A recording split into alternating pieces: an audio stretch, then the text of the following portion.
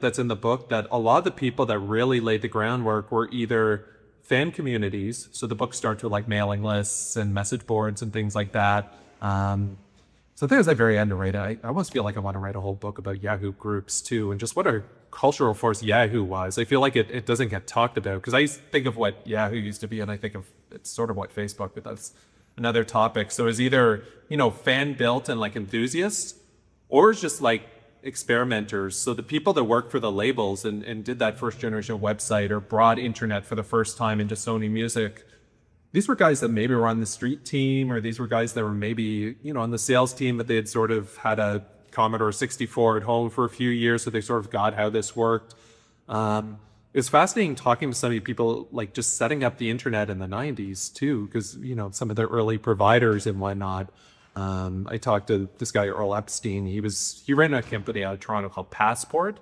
They did a lot of like early web design, including for 2.1 The Edge, CFNY in Toronto. So listening to him and going back on the Internet Archive, looking at the Passport, it's just fascinating to see, he's working with like big banks, but then he's working with CFNY, but then he's working with like the funeral home down the street. Everyone was just figuring this stuff out on the fly. So, here in Canada, I think it's a combination of a few entrepreneurs, a few people that just were like big thinkers, the Terry McBride, and then just like a lot of fan communities. And then on the musician side, just the musicians that sort of got it. So like a band like the Cowboy Junkies, not really, they're pretty like folksy and rootsy and stuff, but they could see that the internet could basically say, we don't have to be with major labels anymore. We can sell directly to our fans through Maple Music now, and they could sell their merchandise. And I mean, to this day, they've had a career, and a pretty good career by Canadian standards too, because they just got it from the start.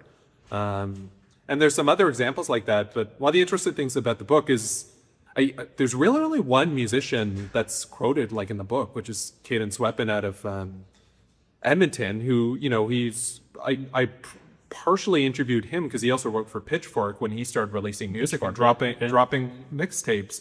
So I really wanted to give credit to the people who were there and the builders. And, there's some well-known people that I spoke to for the book, but there's a lot of people, unless you want LinkedIn, you wouldn't know who these people are. But when you look at their CVs and what they were involved in, they're like, these were the architect of like, the music internet experience in Canada. It was great to talk to them and also give them their flowers too, because like these people are like really important. And I think of this as like a history book. Again, that there's not really something like this unless you sort of aggregated a bunch of like dead links from the Internet Archive and a few Strategy Magazine articles and maybe the old blog posts and go down to like the reference library and do some like photocopying and stuff.